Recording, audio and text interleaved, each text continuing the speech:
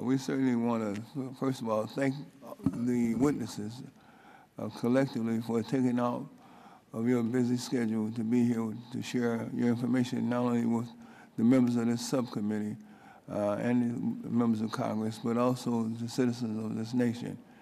You're indeed doing a great service for our country in that you have taken the time out to come and provide testimony on this very important and vital issue. I want to introduce you now, and then we will have you, as a new customer of this committee, we will have you sworn in for the testimony after the introduction of each and every one of you. First of all, to my left and to your right, those in the audience, is Ms. Eileen Harrington. She's the Acting Director of the Bureau of Consumer Protection for the Federal Trade Commission. We want to welcome you, Ms. Harrington. Next to her is Mr. James H. Birch II. He's the Acting Director of the Bureau of Justice Assistance for the Department of Justice. Mr. Birch, we welcome you. Next to Mr. Birch is Mrs. Rosemary Shahan. She's the President of Consumers for Automobile Reliability and Safety. We want to thank you and welcome you for your participation. Next, we have Mr. John W. Van Ost. He's the Staff Director of the National Consumer Law Center. Mr. Van Ost, we certainly welcome you. Mr. Keith Wan is the General Counsel of the National Independent Automobile Dealers Association. Mr. Wan, thank you and we welcome you. And last but not least is Mr. Scott Waldron, who is the President of a company called Experian Automotive. And we certainly welcome you for your participation. And now if you would join me and rising from your seats, we will issue the oath. Do you solemnly swear to tell the truth, the whole truth, and nothing but the truth? Please let the record reflect that all witnesses, once they've indicated, will have answered in the affirmative. Do you solemnly swear to tell the truth, the whole truth, and nothing but the truth? Thank you so much. I'm going to get this together one day. Beg what? Born a judge. Born a judge. Okay, thank you so much. Yeah. Now we will begin with Ms. Harrington for the purposes of 5 minutes of opening statements. Thank you very much, Chairman Rush, Ranking Member Radonovich, and members of the committee. The Federal Trade Commission's formal testimony has been submitted for the record this morning.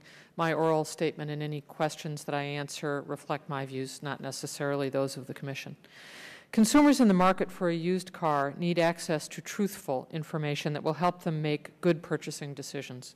The Commission's used car rule helps consumers get some important pieces of information. First, it prohibits dealers from making misrepresentations about the car. And second, it requires them to display a buyer's guide on the used car that they are selling. The buyer's guide conveys to consumers whether the car sold is sold as is, meaning that the dealer assumes no responsibility for future repairs, or is covered by a warranty. If it is covered by a warranty, dealers must disclose what portion of the repair costs the dealer will pay. Because this information must be displayed on each used car offered for sale, shoppers can walk a used car lot and make immediate, effective comparisons. Since 1985, the Commission has partnered with state and local consumer protection agencies to enforce the used car rule. This partnership has resulted in hundreds of state enforcement actions, as well as 80 federal actions and federal civil penalty orders totaling more than $1 million. In addition, hundreds of state actions have been brought to enforce compliance with the rule, and the FTC has directly supported those state enforcement actions by providing training and investigative assistance. The FTC is currently reviewing the used car rule to examine its effectiveness and to determine whether amendments could increase that effectiveness. As part of our review, we asked for comments, and we've received many thoughtful comments, some from the panelists you will hear from today. Generally, commenters express support for the rule. Some suggest expanding its scope to require broader disclosures, and others prefer to make only minor modifications. I can't comment on the Commission's likelihood of adopting any particular recommendation today, but we will, of course, give all comments careful consideration as the Commission considers next steps. Consumer education materials put out by the FTC encourage consumers to get information about a car's condition by seeking an independent inspection and by checking the car information against the National Insurance Crime Bureau's database of vehicles. These steps can help consumers avoid buying cars that have prior damage. And we are pleased, as some of the members have also indicated, that the Department of Justice's National Motor Vehicle Title Information System, which compiles information from states, insurance carriers, and salvage yards, has recently been made available to consumers. The emergence of these and other publicly available databases can help consumers get accurate information about a car's titling, odometer data, and certain damage history. And the Commission staff is updating our education materials to tell consumers about the newly available DOJ system. And we certainly recognize comments made by some of the members about the digital divide. How to get information to consumers who don't have easy internet and electronic information access is a big challenge, and I'm happy to talk more about that later in questions and answers. Of course, to buy a car, a consumer usually needs a loan. At the FTC, we protect consumers at every stage of the credit life cycle, from when credit is first advertised to when debts are collected. The Commission does this by enforcing Section 5 of the FTC Act, which prohibits unfair and deceptive acts and practices, as well as through enforcement of the Truth in Lending Act. Most recently, the FTC's work in this area has focused on mortgage lending, but the FTC has previously brought 29 cases alleging deception in the advertising of finance and lease terms for cars. In these cases, car manufacturers, dealerships, and ad agencies settled FTC charges that their ads misrepresented credit or lease terms available to consumers. As important as loan origination is, however, it's just as important for consumers to avoid falling deeply into debt on a loan secured by their car. Some debt cycles can begin with an emergency need for cash that is fulfilled by costly car title loans. The Commission enforces the Truth in Lending Act to make sure consumers know the cost of credit, including high-cost payday and car title loans. And the Commission protects consumers who fall into debt by enforcing the Fair Debt Collection Practices Act. Pursuant to these statutes, the FTC investigates and brings law enforcement actions against lenders, abusive debt collectors, credit repair companies, and debt settlement firms who target delinquent customers who are in default. Thanks again for the opportunity to testify. I'm happy to take your questions. The Chair now will recognize Mr. Birch. For the purposes of opening statements, please limit your comments to 5 minutes, please. Mr. Chairman, Ranking Member Radonovich, and other distinguished members of this subcommittee, I'm pleased to have the opportunity to discuss with you today the Department of Justice's efforts to protect consumers from fraud and unsafe vehicles through the National Motor Vehicle Title Information System, what we call NMVIDIS. We appreciate this subcommittee's interest in consumer protection by preventing auto theft and fraud. Fraud involving vehicles is a profitable business for criminals and one that burdens states, the auto industry, insurers, and consumers. According to estimates in the 2007 Uniform Crime Reports from the FBI, there were 1.1 million vehicles stolen nationwide. The National Insurance Crime Bureau reports that auto theft alone costs consumers and insurance companies nearly $8 billion per year. In an effort to combat automobile theft and fraud, NMVIDIS was established by Congress in 1992. In 1996, by amendment, this program, Congress moved responsibility for NMVIDIS from the U.S. Department of Transportation to the Department of Justice because the department's overall goal of reducing theft and fraud. NMVIDIS enables users to access automobile titling information, including brand history and certain historical theft data, through a web-based system. It also facilitates the electronic exchange of information between states, which improves titling efficiency and reduces fraud. This exchange of information is particularly helpful in combating vehicle identification number or VIN cloning and title washing, which are significant problems and growing trends in the United States. By making available in one system specific pieces of information from motor vehicle titling agencies, automobile recyclers, junk and salvage yards, and insurance carriers across state lines, NMVIDIS protects states and consumers from fraud and unsafe vehicles. In January 2009, the Department announced the availability of the National Motor Vehicle Title Information System specifically for consumers. This system provides the public with valuable information about a vehicle's condition and history and helps consumers make informed car buying decisions. Through NMVIDIS, once a vehicle is titled or branded by a state motor vehicle titling agency or is determined by an insurance carrier to be salvage or total loss, that data and other important information becomes a permanent part of the vehicle's NMVIDIS record. The law requires that the operation of the system be paid for through user fees and not dependent on federal funding. Therefore, NMVIDIS is designed as a fee-for-service system.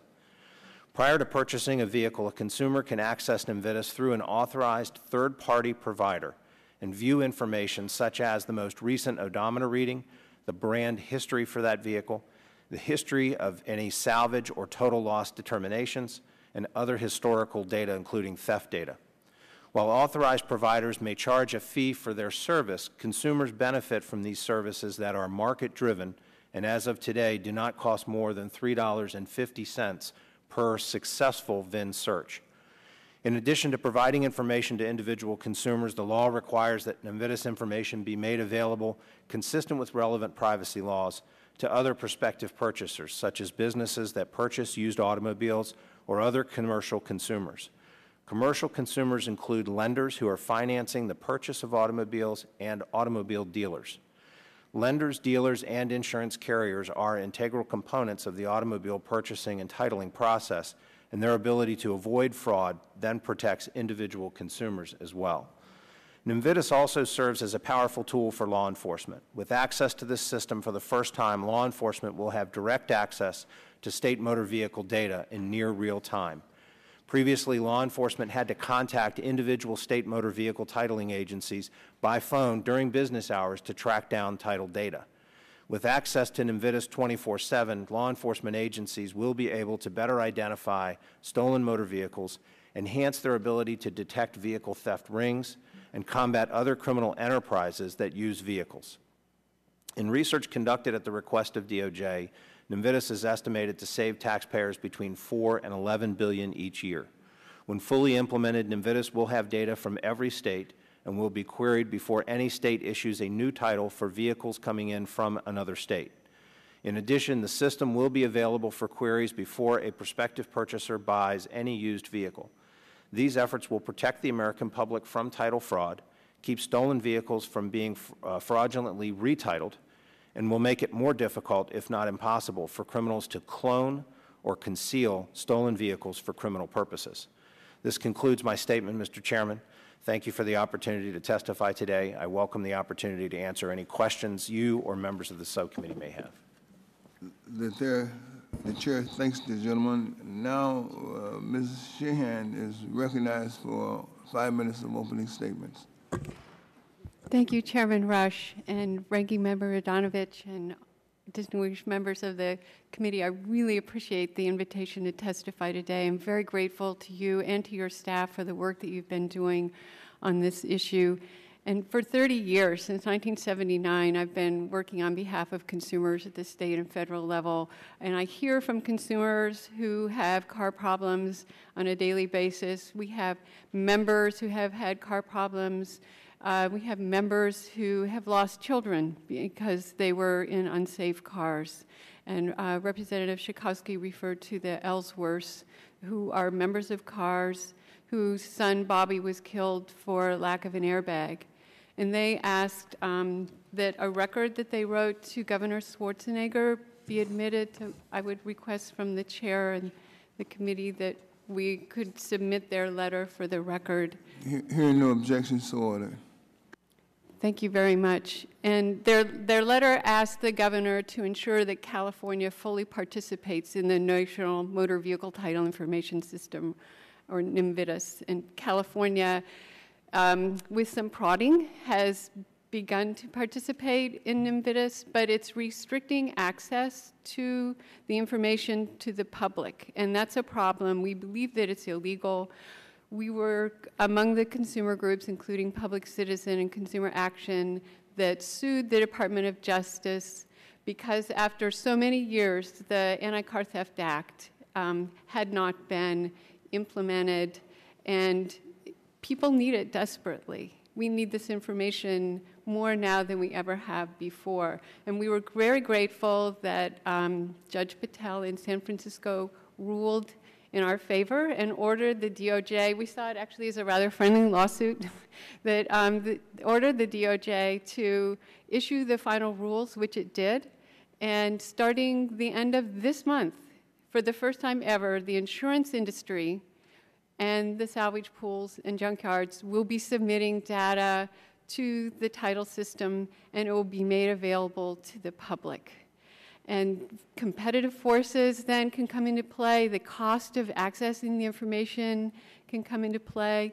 And in our comments to the FTC, we asked that the information, along with other consumer groups, asked that the information also be included on the used car buyer's guide so that consumers who don't have access to computers when they're car shopping or for other reasons, may not have access to credit in order to get the information from the database, will be able to get it on the car at the time of purchase. And according to the National Highway Traffic Safety Administration, which commissioned an Academy of Sciences study on where car information is most useful, they said, absolutely, put it on the car. We have the 5-star ratings on cars, the EPA ratings are on cars.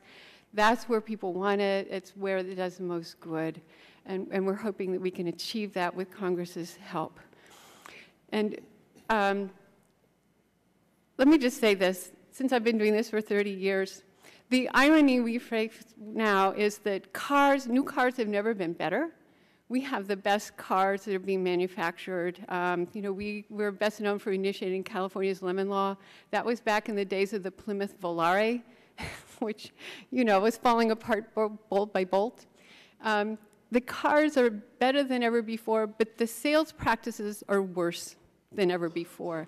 And not only do we have problems with things like yo-yo financing and, very creative ways of ripping consumers off over their car loans. And I'd like to note for the record that there's a victim of yo-yo financing who's here from Virginia, who typifies what happens when she purchased the car.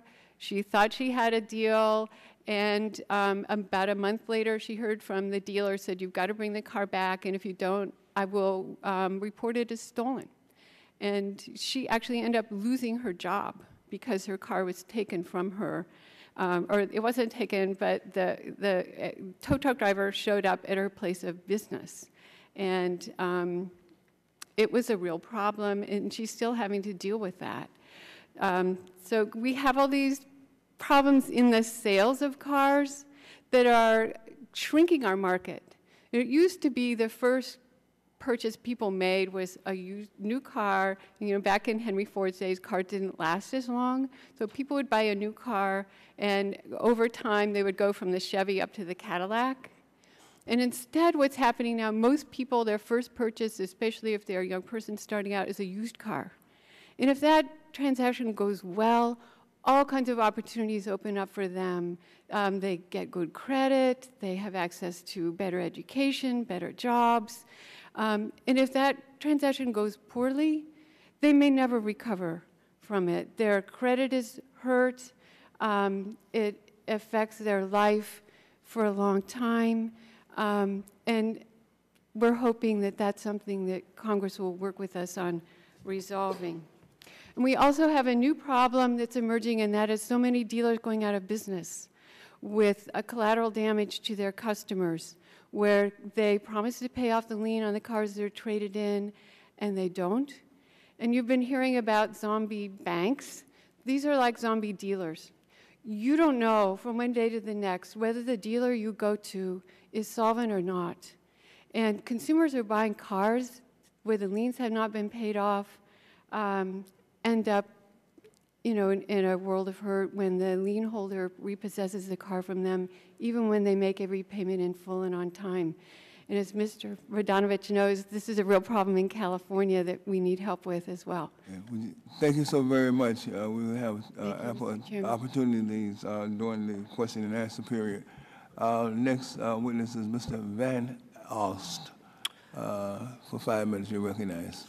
Chairman Rush and Ranking Member Radonovich and distinguished members of the subcommittee, it's an honor for me to testify before you today on behalf of the low-income consumers and clients of the National Consumer Law Center about consumer protection in the used car market. I thank you and your staff for holding a hearing on these very important issues. For years, I was with Legal Aid in North Carolina, and every day I saw working families that lacked a safe, reliable car because of the abuses and problems in the used car sales and finance market. These families lost jobs, and they were unable to get their children to school or daycare and to doctor's appointments. Since I've joined the National Consumer Law Center, I've had the privilege to work with hundreds of advocates and attorneys across the nation trying to address these issues, and I've seen just how widespread and common they truly are. And in part, that was the basis for the report that we produced on fueling fair practices, which I've submitted to the committee. And Mr. Chairman, with your permission, if we may have that added to the record as well, I'd appreciate that. Hearing no objections, so ordered. Cars in poor and even dangerous condition are sold to consumers as safe and reliable transportation. And this could be avoided if dealers were required by the FTC to disclose known defects and to post NMVIDIS reports on the cars that are offered for sale, and if insurance companies were just required to report all claims data in the United States the same way that those same insurance companies are required to do so in Canada. Consumers are often charged higher interest rates than they qualify for. You see, because the dealers typically arrange the financing, they contact prospective lenders who inform the dealer of the terms on which they'd be willing to lend. Often the dealer puts the consumer in a higher interest rate loan and splits the difference with the lender. For example, if the lender is willing to lend to the consumer at 8% based upon the consumer's credit history, the dealer will put the consumer in a loan at 16%. And then the lender and the dealer split that extra money that will be paid by the consumer over the life of the loan. These markups, as you've pointed out, have a disparate racial impact. Litigation mounted by NCLC and others has demonstrated that minority car buyers pay significantly higher dealer markups than non-minority car buyers with the same credit histories. This practice costs consumers hundreds of millions, if not billions of dollars, and yet it's undetectable by the consumers and most anyone else for that matter. While the FTC and the DOJ are charged with enforcing the Equal Credit Opportunity Act, which prohibits such disparate treatment, they currently lack the tools to know when it's occurring and to combat it effectively. This and other problems could be addressed through the creation of a federal data collection system for auto finance, similar to the Home Mortgage Disclosure Act. The buying process itself is intentionally structured to be needlessly complicated and time-consuming, to wear down and confuse car buyers and enable dealers to slip in overpriced add-ons and other items that are profitable for the dealer and often not very useful for the consumer. Excess dealer profits are hidden in additions such as window etching, service contracts, rust-proofing, and vastly inflated document preparation fees. Dealers also use tactics such as yo-yo sales, where the consumer drives away in a newly purchased car only to be called back several days or a week later and told, sometimes untruthfully, that financing could not be arranged at the original terms, and the consumer has to enter into a new contract at a higher interest rate or with a higher down payment. Of course, if the consumer, rather than the dealer, had decided that they didn't want to take the car and tried to get out of it, the dealer would have told them the sale was final. Sometimes the dealer will have already sold the consumer's trade-in or tell the consumer that he or she is responsible for extra charges if the new, less desirable terms are not accepted. The FTC, especially if it receives enhanced rulemaking authority, should prohibit such tactics as unfair and deceptive. These abuses and all the other abuses we see in the used car market do not just harm the individual car buyer that gets the bad car or the bad loan. These practices make the entire market less competitive and less transparent. Dealers that would like to deal fairly with the public and compete on price and quality of the car are driven out of business by dealers using these deceptive tactics. And just as we have seen from the problems in the mortgage industry, the inflated cost and discriminatory loans and the outright fraud in these transactions can spill over to the larger economy. While many of the changes that are necessary to bring transparency, efficiency, and competitiveness into the market will have to occur at a state level, there are a number of very important things that the Congress and agencies and the administration can do to stop these abuses. And these changes are urgently needed. The current system results in unfair transactions and hamstrings working families that have to have a car. We look forward to working with you, and I'm happy to answer any questions you might have. Thank you very much. The chair now recognizes Mr. Keith Wham from the National Independent Automobile Dealers Association. Mr. Chairman, members of the subcommittee, it is my pleasure to offer testimony on behalf of myself in my capacity as General Counsel to the National Independent Auto Dealers Association here today. My career in the motor vehicle industry has spanned the last 25 years, while NIADA has represented independent, non-franchised motor vehicle dealers for over 60 years. The NIADA and its state affiliate associations represent more than 20,000 dealers located across the United States. We recognize how vitally important the motor vehicle industry is and the impact the used motor vehicle segment of the industry has on our economy. There are currently about 249 million motor vehicles on the road, the median age of which is approximately 8.5 years. There are approximately 40 million retail used motor vehicle transactions per year, roughly split between franchise dealers, independent dealers, and private individuals.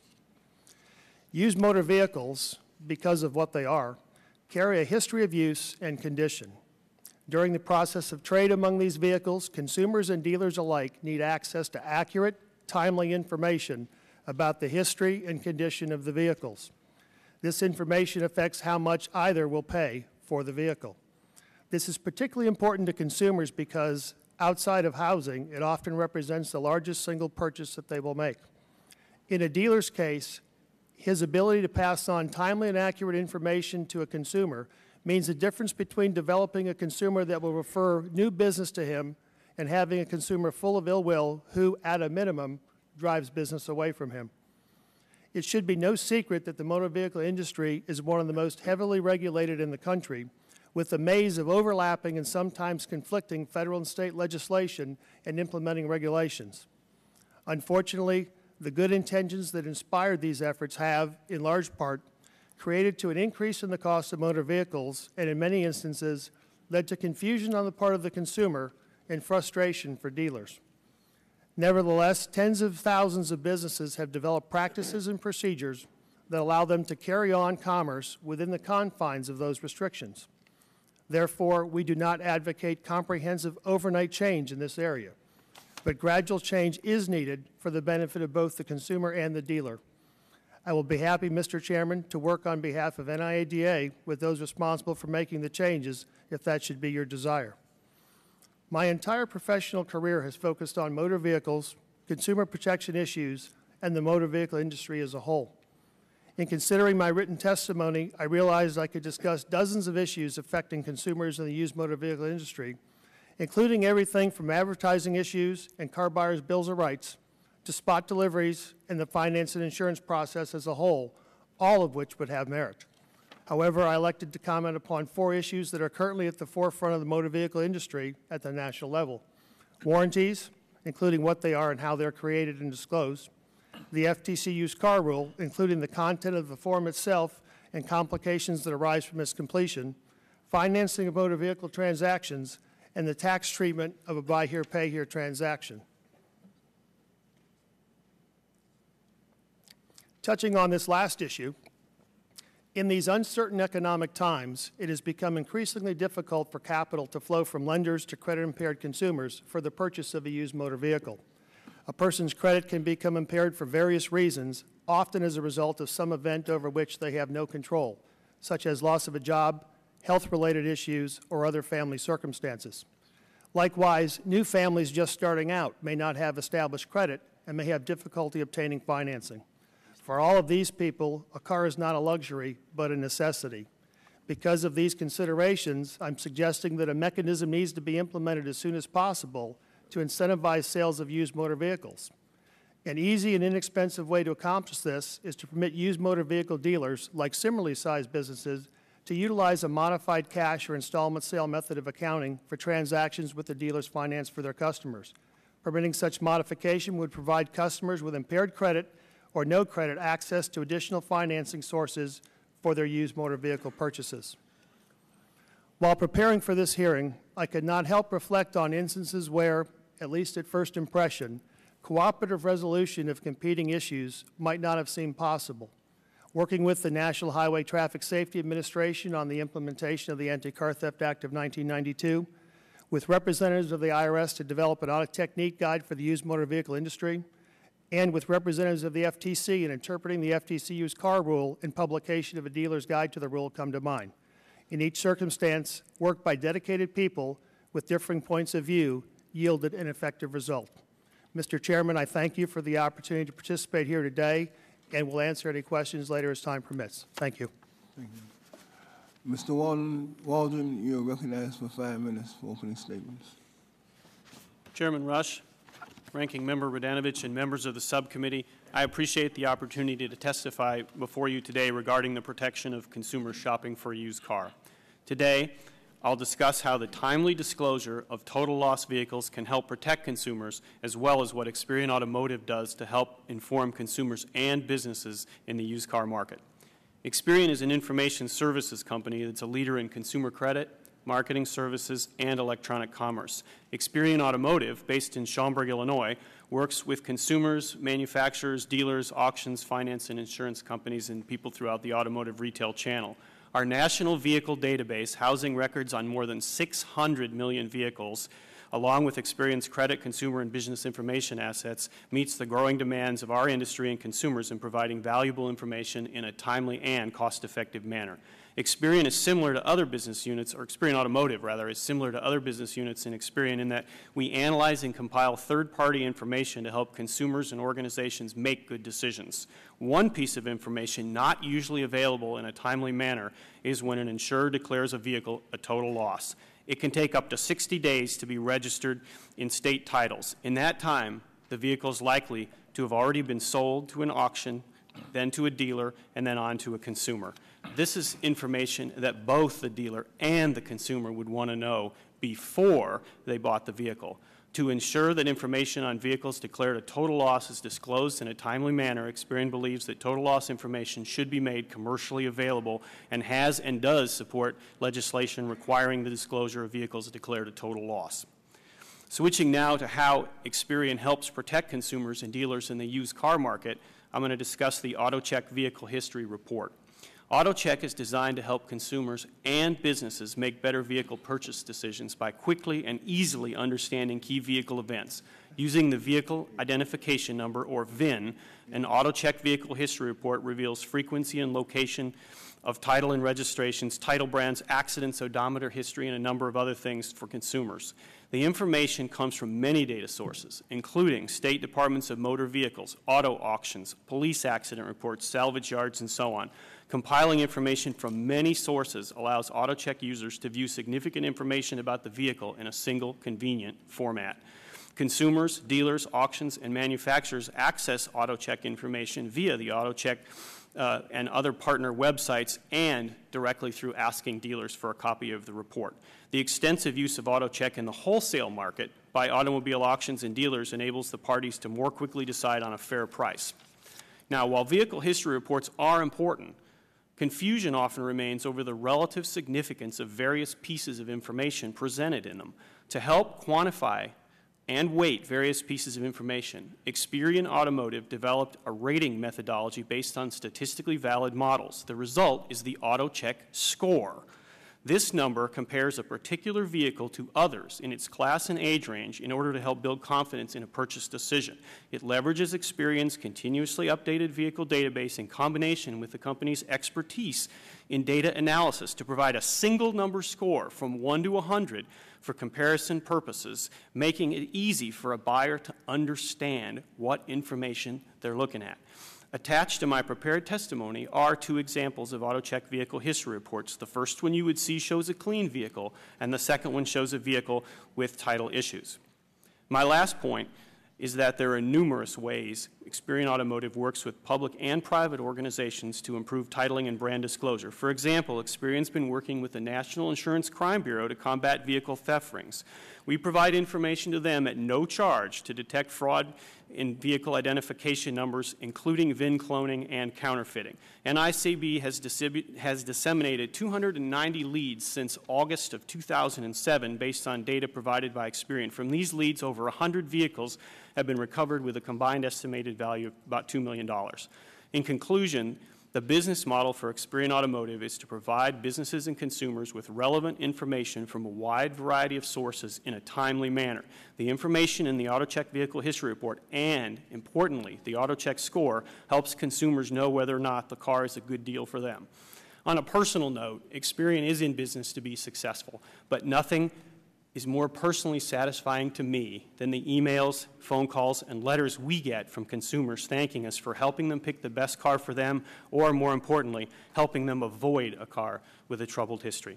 Thank you, and I'll be happy to take questions on any of this. The chair thanks the gentleman